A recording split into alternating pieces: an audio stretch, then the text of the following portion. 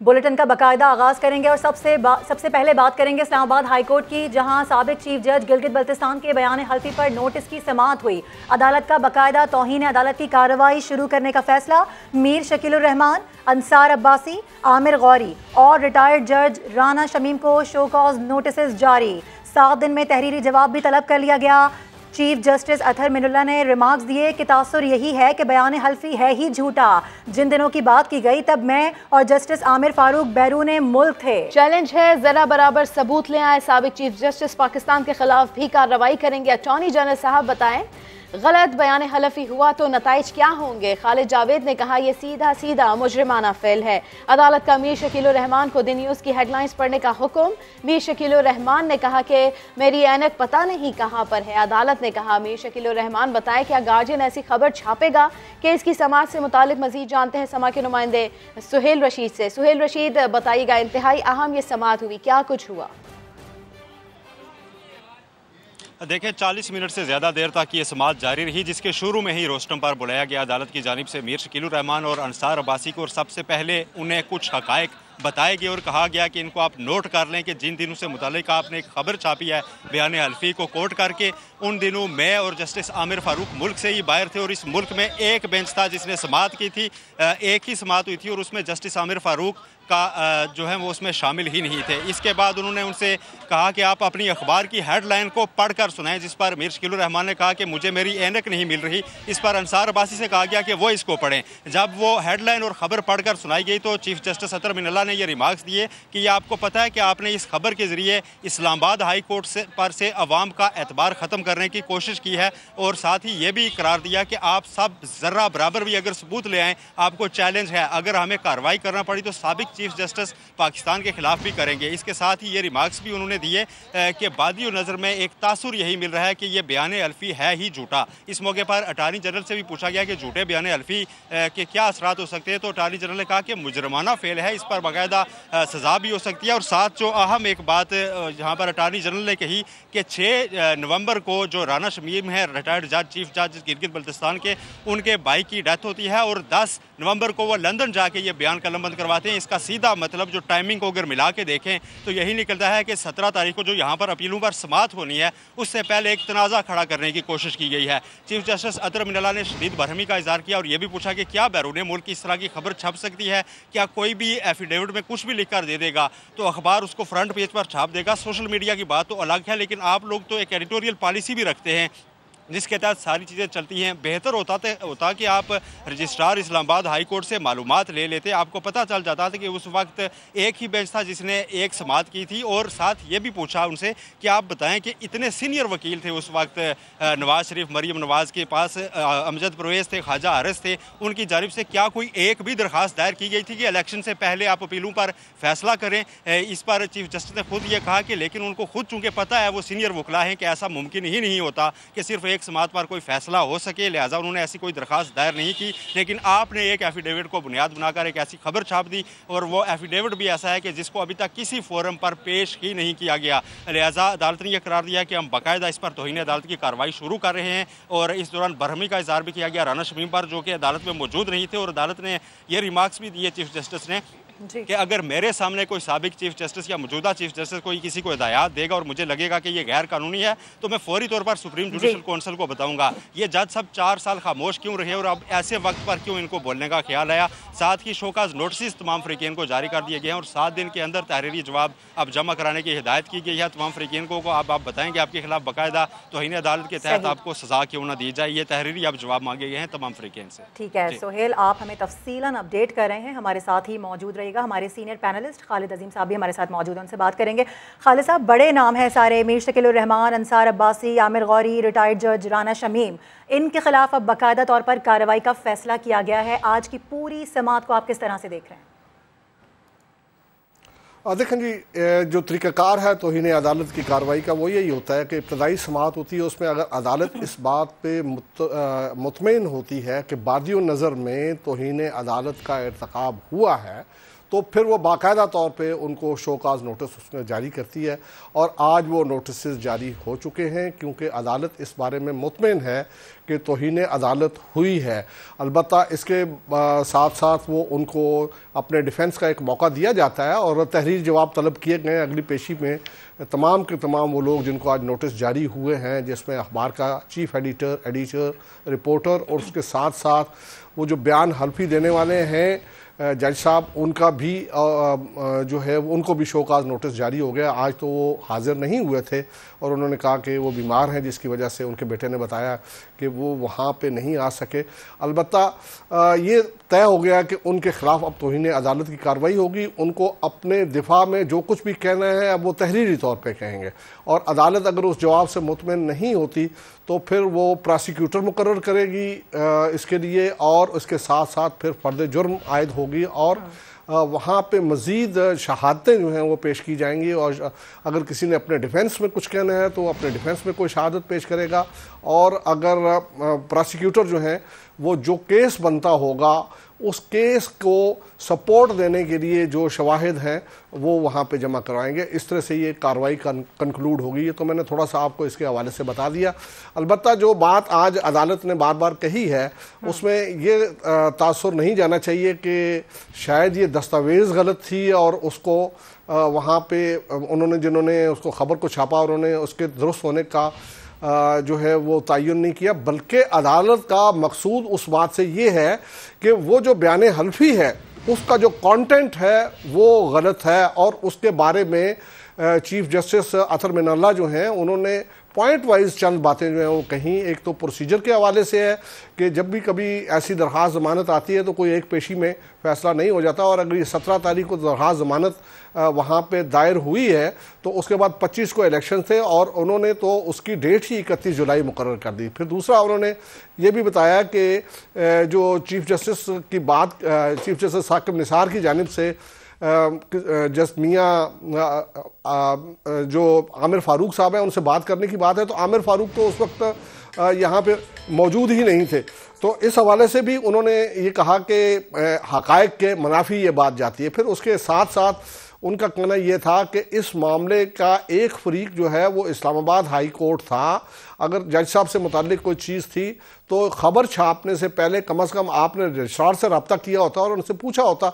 तो इस तरह से उनका कहना यह है कि एक ऐसा डॉक्यूमेंट जो कि हक़ाइक़ पे मबनी ही नहीं है उसको शाया कर दिया गया और उसमें अटॉर्नी जनरल जो है वो उन्होंने आलमोस्ट वो बातें की जिसका हम पहले तज़किरा कर चुके हैं कि इसकी जो टाइमिंग है उसको देखना ज़रूरी है कि राना शमीम जो हैं वो वहाँ पे लंदन में जाके उन्होंने 10 नवंबर को एक ऐसा एफिडेविट वहाँ पे दिया और वो यहाँ पे 15 तारीख के अखबारात की जीनत बना।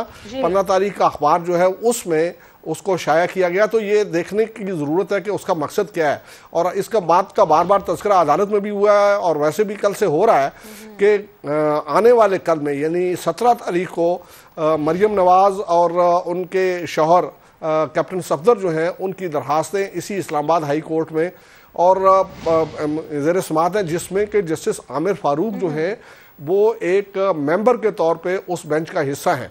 तो इन सारी चीज़ों का की जो मकसदियत है उसको भी देखना होगा क्योंकि तो खालिद अजीम साहब आप जिस तरह से इसकी बात कर रहे हैं तो क्या मरियम नवाज अब एतराज़ कर सकती है इस बारे में? किस चीज़ पे एतराज़ करेंगी? देखिए ये जो एफिडेविट है उसको तो वो अपनी सपोर्ट में इस्तेमाल करने की कोशिशों में है। कल अगर शायद खाकान अब्बासी साहब जो हैं उनकी प्रेस कॉन्फ्रेंस देख लें या उसके बाद जो जितने भी नून लीग के लोगों के बयानात आए या वो मुख्तलिफ टॉक शोज़ में बैठ के जो बात करते रहे वो तो यही है कि ये एफिडेविट उनको इस हवाले से ज़्यादा सूट करता है कि वो सवालात उठा सकते कि जो उनको सज़ाएँ हुई हैं वो किसी इन्फ्लुएंस के तहत हुई हैं। और इससे पहले मरियम नवाज़ की एक दरख्वास्त इसी अदालत में ये भी मौजूद है जिसमें उन्होंने जस्टिस साबिक जज Islamabad high court justice Shaukat Aziz Siddiqui साहब जो हैं उनके एक बयान हल्फी का सहारा लिया हुआ है और वो ये मशकूक बनाना चाहते हैं इस अमल को कि जो उनको सजाएं दी गई, और उनका कहना यह है कि एहतसाब का ये अमल एहतसाब नहीं था बल्कि इंतकाम था, और जिसमें वो बाज़ इदारों को भी मुलव्वस करने की कोशिश की है और उसमें अब हाईएस्ट लेवल के यानी चीफ जस्टिस ऑफ पाकिस्तान को उन्होंने उसमें मुलव्वस किया है राना शमीम साहब ने, और यकीनी तौर पर वो उससे फ़ायदा उठाने की कोशिश भी करेंगे। खालिद अजीम साहब हमारे साथ ही मौजूद हैं, जो तमाम तर कार्रवाई है उस पर अपना तज्जिया दे रहे हैं, हम उनसे पूछ रहे हैं। जिस तरह से उनकी जानिब से कहा जा रहा था कि मरियम नवाज़ की जानिब से एतराज़ की कोई गुंजाइश बाकी नहीं है क्योंकि तमाम तर हक़ाइक़ पर बात की जा रही है, तो इस तरह से हमारे नुमाइंदे सुहेल रशीद भी हमें अपडेट कर रहे थे इस पूरी कार्रवाई से मुतालिक। अपने नाज़रीन को एक मरतबा फिर से बताएं कि आज बड़ी कार्रवाई की गई है, बड़ी समाअत हुई है इस्लामाबाद हाई कोर्ट में। साबिक चीफ जज गिलगित बल्तिस्तान के बयान हल्फी पर नोटिस की समाअत हुई है और अदालत का बाकायदा तौहीन अदालत की कार्रवाई शुरू करने का फैसला सामने आया है। मीर शकील रहमान, अंसार अब्बासी, आमिर गौरी और रिटायर्ड जज राना शमीम को शो कॉज नोटिस जारी किए गए हैं और उनको तलब भी किया गया है। बहुत शुक्रिया आप हमारे साथ मौजूद थे खालिद साहब। इसके अलावा सुहेल आपने आगाह किया। वज़ीर आज़म इमरान खान कहते हैं नून लीग की तारीख अदालतों पर असरअंदाज होने से भरी पड़ी है, सियासी माफिया केसेस से बचने के लिए किसी भी हद तक जा सकता है। वज़ीर आज़म ने साबिक चीफ जज गिलगित बल्तिस्तान के इल्ज़ाम को अदालतों पर असरअंदाज होने से मुतालिक एक और लीगी कोशिश करार दे दिया। पार्टी रहनुमाओं और तर्जुमानों के इजलास में इमरान खान ने कहा कि तारीख गवाह है, मुस्लिम लीग नून ने हमेशा रियासती इदारों पर हमले ही किए हैं, सियासी माफिया अपने केसेस से बचने के लिए किसी भी हद तक जा सकता है। और अब आपको बताएं कि सिंध हुकूमत गैर कानूनी तामीरात के हक में करारदाद ले आई। सिंध असम्बली में पेश की जाने वाली करारदाद में अदालती फैसलों की जद में आने वाली इमारतों को रेगुलाइज करने की तजवीज़ दी गई है। बात कर लेते हैं संजय साधवानी से। संजय, क्या कुछ है इस करारदाद में मजीद?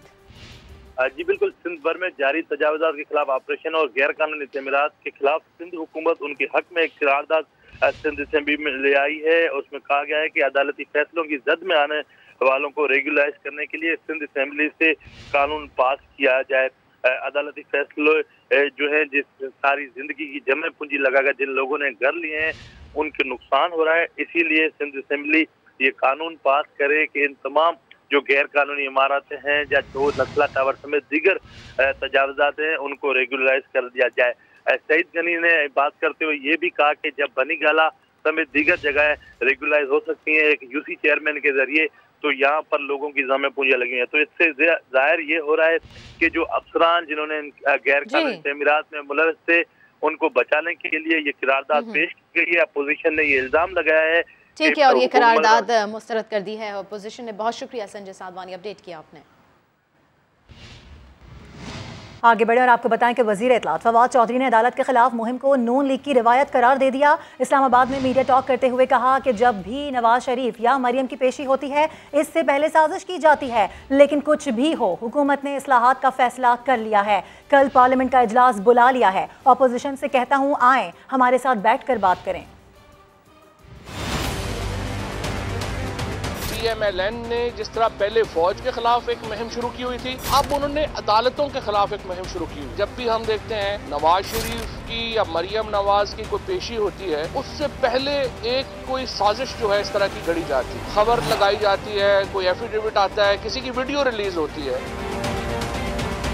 तो ये रवायत रही है PMLN की अदालतों के ऊपर एक हमला किया गया है इस तरीके से, एक जाली एफिडेविट एक ऐसे शख्स की तरफ से जो कि नून लीग के रहनुमाओं का एक तो परवरदा है और इसमें कोई शुबा ही नहीं है कि वो लंदन में नवाज शरीफ के खर्चे के ऊपर जो है वो रह रहे हैं।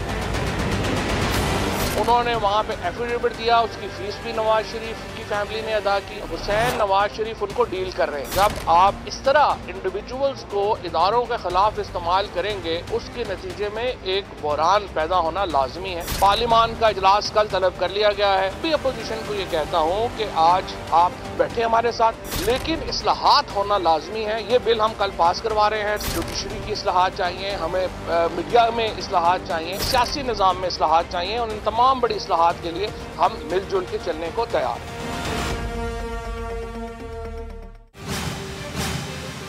खबरों में आगे दिखाएंगे लाहौर में स्मोक के डेरे। वज़ीर इत्तलात फवाद चौधरी ये भी कहते हैं कि मैं माफ़ी कैसे मांग सकता हूँ, अगर ऐसी बात है तो काबीना को कहे, क्योंकि उन्होंने तो काबीना की बात की थी। इस्लामाबाद में मीडिया के सवाल पर उनका मज़ीद क्या कहना था, आइए सुन लेते हैं। आपको पता रिटर्न में जब तक नहीं आएगा तो उसका कोई इफेक्ट नहीं होगा। माफ़ी तो नहीं होती, मैं कैसे माफ़ी मांग सकता हूँ, ये तो फिर कैबिनेट को कहेंगे, मैंने तो कैबिनेट की बात की। तो नोटिस तो आपको था ना, तो मैंने इंडिविजुअल हैसियत में तो कर लिया है ना, अब जो कुछ हो सकता है। मिनिस्टर ने कहा था कि तमाम काबीना जो है वो आप लोगों के साथ इलेक्शन कमीशन में आए। अब वो इसीलिए देखें हम इसीलिए देखें हमने कहा भी नहीं, क्योंकि यही तो रवायत रही है नून लीग में, जब लोग आ जाते हैं उधर आ जाते हैं।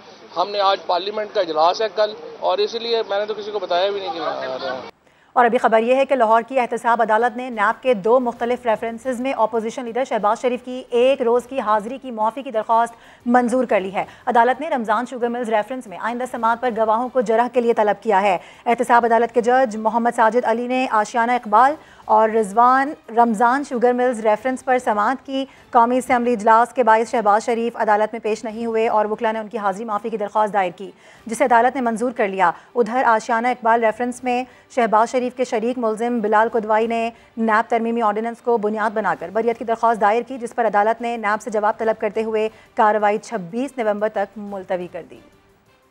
हुकूमत ने इंतखाबी इस्लाहात के मामले पर पार्लियामेंट का मुश्तरका इजलास कल बुला लिया। इत्तेहादियों के तहफ़्फ़ुज़ात भी दूर कर दिए। मुस्लिम लीग काफ ने हुकूमत की हिमायत जारी रखने का फैसला किया है। वज़ीर आज़म की इत्तेहादियों से मुलाकात, गिले शिकवे तहफ़्फ़ुज़ात दूर कर दिए।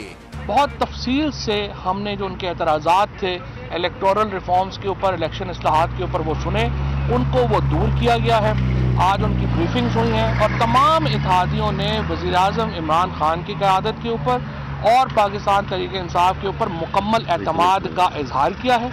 इत्तेहादियों ने साथ निभाने का यकीन दिलाया तो हुकूमत ने पार्लियामान का मुश्तरका इजलास बुला लिया। पार्लियामेंट का जो मुश्तरका इजलास है वो बुध के दिन 2 बजे दोपहर जो है वो तलब किया जाएगा, और इंशाअल्लाह ताला ये जो सारा इलेक्टोरल रिफॉर्म्स के बिल हैं ये वहाँ पे जाएंगे और तमाम इत्तेहादी इनके पीछे खड़े। इससे कबल मुस्लिम लीग काफ की पार्लियामानी पार्टी का इजलास हुआ। अरकान की अक्सरियत ने फिलहाल हुकूमत के साथ चलने के हक में राय दी। काफ लीग के अहम रहनुमा ने समा को बताया, चौधरी परवेज इलाही ने अरकान से हुकूमत के साथ रहने या ना रहने की राय मांगी। वफाकी वजीर तारिक बशीर चीमा ने कहा, हुकूमत अवामी मसाइल हल नहीं कर रही, इसलिए अब हमें उनके साथ मजीद नहीं चलना चाहिए। ताहम पार्टी के दूसरे वफाकी वजीर मोनिस इलाही ने कहा, अभी हमें हुकूमत को मजीद वक्त देना चाहिए और जल्दबाजी में फैसला नुकसानदेह होगा। इसके बाद पार्टी की अक्सरियत ने मोनिस इलाही के मौक़िफ़ की हिमायत की। ताहम कुछ अरकान तारिक बशीर चीमा के भी साथ थे। 2 मुख्तलिफ आरा के बाद चौधरी परवेज इलाही ने हुकूमत की हिमायत जारी रखने के फैसले की मंजूरी दे दी। नईम अशरफ भट्ट, समा, लाहौर। मुस्लिम लीग काफ की पार्लियामानी पार्टी इजलास की कहानी। समा आपको बताएगा कि काफ लीग की अक्सरियत हुकूमत के साथ चलने की हामी है। यही राय दी है कि फिलहाल हमें हुकूमत के साथ रहना चाहिए। तारिक बशीर चीमा हुकूमत से अलहदगी चाहते हैं, जबकि मोनिस इलाही मजीद वक्त देने की हामी है। ये वोट बेसिकली चौधरी मोनिस इलाही की है। उन्होंने जब ये कहा तो फिर अक्सरियत ने उनका साथ दिया। आज वज़ीर आज़म से मुलाकात में भी जो तहफ़्फ़ुज़ात थे वो मुकम्मल तौर पर दूर हो गए। और अभी आ रही है अहम खबर, आपको बताएं कि पार्लियामेंट के मुश्तरका इजलास की तैयारी। वज़ीर आज़म इमरान खान पार्लियामेंट हाउस पहुंच चुके हैं। अब्बास शब्बीर हमारे साथ ही मौजूद हैं, उनसे बात कर लेते हैं। अब्बास, क्या मसरूफियात रहेंगी? जी बिल्कुल, वज़ीर आज़म इस वक्त अपने चैम्बर में पार्लियामेंट हाउस में मौजूद हैं, जहाँ पर आज वो मुश्तरका इजलास के बारे में मशावरत करेंगे। मुख्तलिफ हल्कों के अरकान पार्लियामेंट से भी मुलाकात करेंगे, काबीना के अरकान से भी मुलाकात करेंगे, और कुछ ही देर पहले वफाकी वज़ीर इत्तलात फवाद चौधरी भी पार्लियामेंट हाउस में वज़ीर आज़म चैम्बर पहुंचे हैं, जहाँ पर उनकी वज़ीर आज़म इमरान खान से इस वक्त मुलाकात जारी है, जिसमें कल के मुश्तरका इजलास के हवाले से बातचीत की जा रही है। और आज जो इलेक्शन कमीशन में वफाकी वज़ीर इत्तलात फवाद चौधरी गए थे और जो कार्रवाई हुई उस हवाले से भी वज़ीर आज़म को उन्होंने ब्रीफ किया है। वज़ीर आज़म अपने चैम्बर में कौमी असम्बली और सेनेटर्स को मुश्तरका इजलास में हाजिरी यकीनी बनाने की हिदायत करेंगे। मामूल के इजलास के वफूद से भी वज़ीर आज़म अपने चैम्बर के अंदर मुलाकातें कर रहे हैं। ठीक है, हमारे साथ ही मौजूद थे हमारे नुमाइंदे अब्बास शबीर, बता रहे थे कि मुश्तरका इजलास की तैयारी जारी है। वज़ीर आज़म इमरान खान पार्लियामेंट हाउस पहुँच गए हैं। वज़ीर आज़म आज अरकान पार्लियामेंट और काबीना के अरकान से मुलाकात करेंगे, जबकि वज़ीर आज़म पार्लियामेंट के मुश्तरका इजलास पर मुशावरत भी करेंगे। हिदायत की गई है और वज़ीर आज़म अरकान असेंबली सेनेटर्स को हाज़िरी यकीनी बनाने की हिदायत भी करेंगे। बलूचिस्तान काबीना के वज़रा, मुशीरों और पार्लिमानी सेक्रेटरियों के कलमदानों का ऐलान कर दिया गया। आपको बताएं कि नोटिफिकेशन के मुताबिक सरदार सालेह भूटानी सीनियर सूबाई वज़ीर बल्दियात और देही तरक्की मुकर्रर, ज़हूर अहमद बुलेदी महकमा तरक्की और मनसूबाबंदी, तारिक मक्सी SNJDA के वज़ीर होंगे, जबकि नूर मोहम्मद वज़ीर ख़जाना, नसीबुल्लाह मरी तालीम, एहसान शाह सेहत के वज़ीर का कलमदान दिया गया है। ज़ियाउल्लाह लांगोव मुशीर दाखिला, गहराम बुगटी मेहनत और अफरादी क़ुव्वत के मुशीर होंगे। अब्दुल रशीद बलोच PHE, मसूद लोनी ट्रांसपोर्ट बहबूद आबादी के मुशीर मुकर्रर, बुशरा रिन महकमा समाजी बहबूद और गैर रस्मी तालीम और इत्तलात की पार्लिमानी सेक्रेटरी मुकर्रर कर दी गई।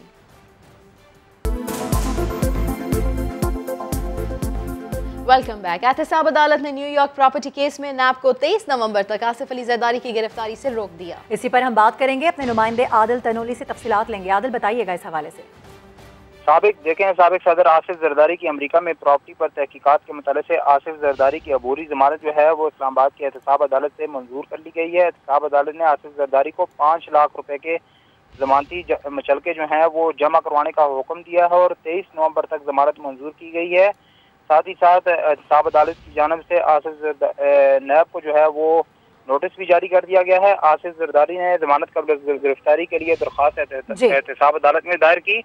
आसिफ जरदारी ने अपने वकील फारूक एशनाइक जो हैं उनके जरिए एहतसाब अदालत में दरख्वास्त दायर की है और उनके वकील फारूक एशनाइक ने इसके ऊपर दलाइल दिए हैं, जिस पर आज इस्लामाबाद की एहतसाब अदालत जो है उसने 5 लाख रुपए के जमानती मुचलकों के एवज साबिक सदर आसिफ अली जरदारी की दरख्वास्त जमानत जो है वो मंजूर कर लिया। ठीक है, बहुत शुक्रिया, सिलसिले में आपने आगाह किया। आगे बढ़ें, आपको बताएं कि कसरे फातिमा अल मारूफ मोहाटा पैलेस में मेडिकल कॉलेज के क़याम से मुतालिक केस की समाअत हुई है। अदालत ने सरकारी वकील से इस्तफसार किया कि सिंध में आसार कदीमा बदहाली का शिकार हैं। इसी के ऊपर बात कर लेते हैं इरफान उल हक से। इरफान उल हक, अदालत की जानिब से मजीद क्या कहा गया? देखिए, सरकारी वकील का ये इसरार था कि समाअत मुलतवी की जाए, क्योंकि एडवोकेट जनरल यहाँ पर नहीं है। मोहाटा पैलेस के हवाले से जो कसरे फातिमा अदालत ने कहा है कि उसे करार दिया जाए, उस हवाले से जो इन्वेंट्री आई है ऑफिशियल असाइनी की तरफ से, अदालत ने उस पर अदम इत्मीनान का इजहार किया है और बार बार सरकारी वकील के इसरार पर भी अदालत ने नाराजगी का इजहार किया है कि जो आसार कदीमा हैं सिंध में वो तबाही का शिकार हैं और आपका जोर मुसलसल मोहाटा पैलेस पर क्यों है, आप इसे क्यों लेना चाहते हैं। बहुत शुक्रिया इरफान उल हक आपका।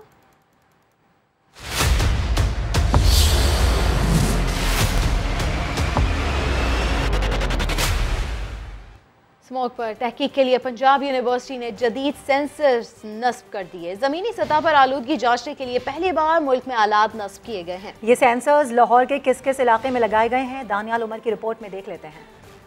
बागों के शहर की फिजा इस कदर जहरीली हो गई है कि यहाँ सांस लेना मुश्किल हो गया है।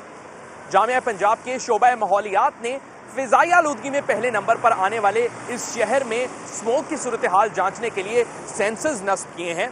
उनका मकसद क्या है, आइए जानते हैं। फिजाई आलूदगी जांचने के लिए अब सैटेलाइट्स की जरूरत नहीं। जमीनी सतह पर हवा कितनी जहरीली है, जामिया पंजाब के शोबा माहौलियात ने बरतानवी इदारों के इश्तिराक से सेंसर्स नस्ब कर दिए। इब्तदाई तौर पर ये sensors Iqbal town, Gulberg, रायवन road और अंदरून लाहौर समेत 10 मुख्तलिफ मुकामात पर नस्ब किए गए हैं। पर्पल एयर की वेबसाइट पर हर सेकंड स्मॉग की सूरत हाल का जायजा भी लिया जा सकेगा। शोबा माहौलियात के प्रोफेसर जुल्फकार अली के मुताबिक इससे तहकीककार और हुकूमती इदारे फायदा उठा सकते हैं। 1 लाख से भी कम में एक सेंसर ये बन जाता है। जस्ट इसको एक मोबाइल जितनी पावर चाहिए और इंटरनेट फैसिलिटी चाहिए। माहौलियात के तुलबा भी सूरत हाल को परेशान कुन समझते हैं और शहरियों को एहतियात बरतने का मशवरा देते हैं। फैक्ट्रीज वगैरह हैं तो वो अपना जो पोल्यूशन लेवल है वो इंक्रीज कर रही हैं, हवा में भेज के सारे पोल्यूटेंट्स। जितना अच्छा एनवायरनमेंट होगा आपके ब्रीथ करने के लिए, आपकी हेल्थ उतनी ही अच्छी होगी। अगले मरहले में मजीद 100 स्मॉग सेंसर्स पंजाब के मुख्तलिफ इलाकों में नस्ब किए जाएंगे, जो बरतानिया से तैयार करा लिए गए हैं। कैमरामैन अजहर इकबाल के साथ दानियाल उमर, समा, लाहौर। और जैसा कि हमें मालूम है कि स्मोक मोटरसाइकिल सवार अफराद पर ज़्यादा असर करती है, तो इस सिलसिले में क्या इक़दामात उठाने चाहिए बता रहे हैं हमारे नुमाइंदे अली रज़ा।